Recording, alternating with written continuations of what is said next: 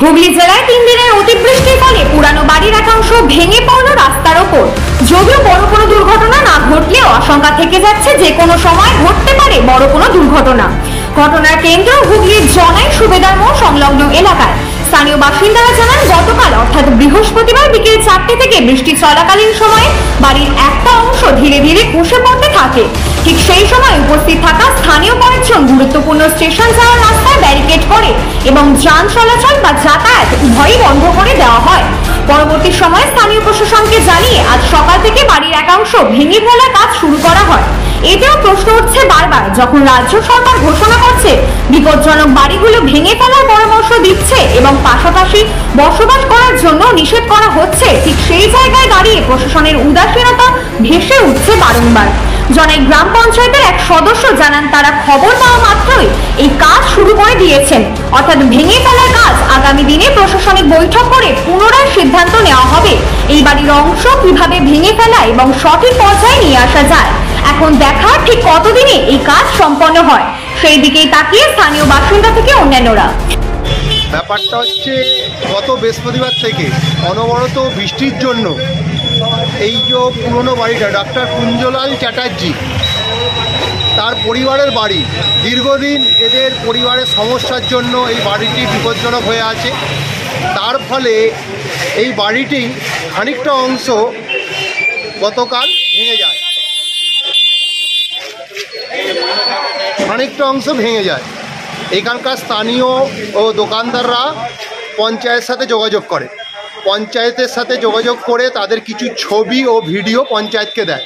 পঞ্চায়েত যথারীতি দ্রুততার সাথে তারা ভিডিও এবং থানার সাথে যোগাযোগ করেন।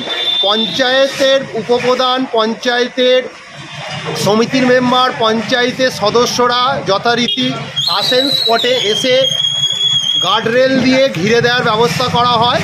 তার সঙ্গে সঙ্গে থানা থেকেও 4খানা গার্ডরেল পাঠায় এবং দড়ি দিয়ে ঘিরে দেওয়া হয়। আমরা দ্রুততার সাথে যারা এইসব এজেন্সি কাজ করে তাদের সাথে যোগাযোগ করেছি। আমরা 12 ঘন্টা পার হতে দিইনি, তার মধ্যেই আমরা বিপজ্জনক অংশটা ভেঙে পরিষ্কার করে দিয়েছি এবং রাস্তাটা কিছুক্ষণের জন্য আমরা এই রাস্তাটাকে অবরুদ্ধ করেছিলাম যাতে মানুষের বিপদ না হয়, গাড়ি ঘোড়া চলার উপযোগী ছিল না। এবার কিছুক্ষণের মধ্যে সেই অংশটা ভেঙে যাওয়া অংশটা আমরা পরিষ্কার করে দেবো এবং গাড়ি যাওয়ার জন্য উপযুক্ত ব্যবস্থা করে দেবো। পদক্ষেপ বলতে, এই বাড়িটি আমরা যেটুকুনি শুনেছি, বাড়ির বর্তমান মালিক সম্বন্ধে আমাদের কাছে এখনও পর্যন্ত পরিষ্কার নয়। সেই অংশটা নাকি যথারীতি কোর্টে কেস চলছে, এটা আমরা শুনতে পেয়েছি। তা সত্ত্বেও আমাদের প্রশাসন পঞ্চায়েত তরফ থেকে পরিবারের সবার সাথে যোগাযোগ করার চেষ্টা করেছি। তখন তারা বলেন, যারা এই অংশের মালিক নয় বা যে অংশের যারা কেস করছে তারা আমাদের সাথে যোগাযোগ করে বলে, আপনারা এই বিপজ্জনক অংশটা ভেঙে দিন যাতে মানুষের ক্ষতি না হয়। এই সিদ্ধান্তটা আমাদের জানায়। তার ফলে আমাদের উপপ্রধান রজতবাবু রয় এবং আমাদের সদস্যরা সবাই মিলে এই সিদ্ধান্ত গ্রহণ করে আগে এজেন্সির মাধ্যমে এই অংশটা আমরা ভেঙে দিই। গতকাল বিকাল 4:30টার সময় বিল্ডিংটা খানিকটা অংশ ভেঙে পড়ে।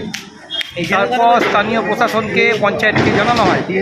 পঞ্চায়েতের উপপ্রধান এবং আরেক মেম্বার বাপ্পা কর্মকার এবং অচিন্ত ঘোষ পঞ্চায়েত সমিতির মেম্বার, এরা 3 জনে মিলে এই মুহূর্তে বিডিওর সঙ্গে যোগাযোগ করে। সেই মুহূর্তে বিডিওর সঙ্গে যোগাযোগ করে এবং লোকাল থানাকেও জানায়। তা ওনারা বলেন যে আপনারা উদ্যোগ নিয়ে এর যা ব্যবস্থা করুন, আমাদের সহযোগিতা সম্পূর্ণভাবে পাবেন।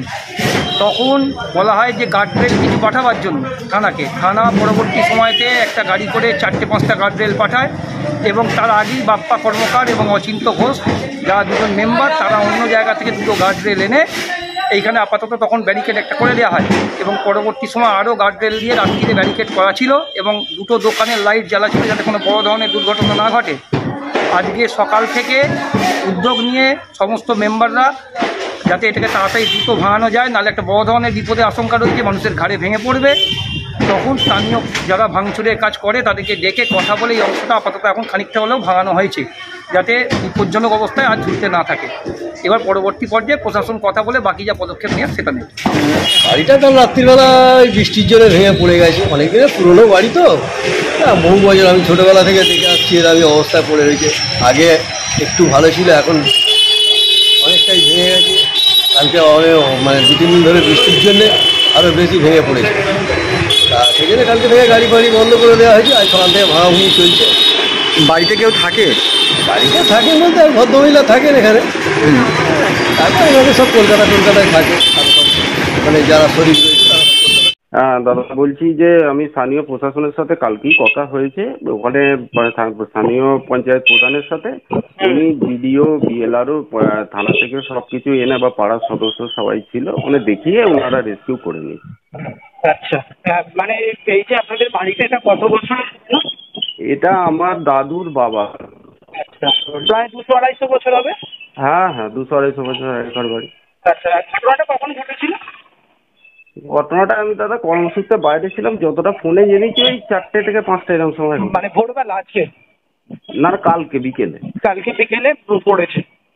হ্যাঁ, এটা আমি কর্মসূত্রে বাইরে আছি এখন, তো ফোনের মারফতে আমি যতটা জেনেছি 4টে-5টার মধ্যে হয়। আচ্ছা আচ্ছা আচ্ছা, বলছি যে তাহলে কি প্রশাসনের সঙ্গে আপনি যোগাযোগ করেছেন? ওরা কি বললেন ওনারা পঞ্চায়েত দায়িত্ব নিয়ে, স্থানীয় পঞ্চায়েত প্রধান দায়িত্ব নিয়ে, সদস্যরা দায়িত্ব নিয়ে ওনারা ভাঙিয়ে রেস্কিউ করে দিচ্ছে, ক্লিয়ার করে দিচ্ছে। মানে পুরো বাড়িটা কি মানে ভেঙে দেবে, তাই তো? না না, পুরো বাড়ি ভাঙবে কেন? পুরো বাড়ি তো মানে যেটুকু খারাপ হয়ে, যেটুকু ভগ্নাংশ রয়েছে সেইটুকু অলরেডি করে দিয়েছে।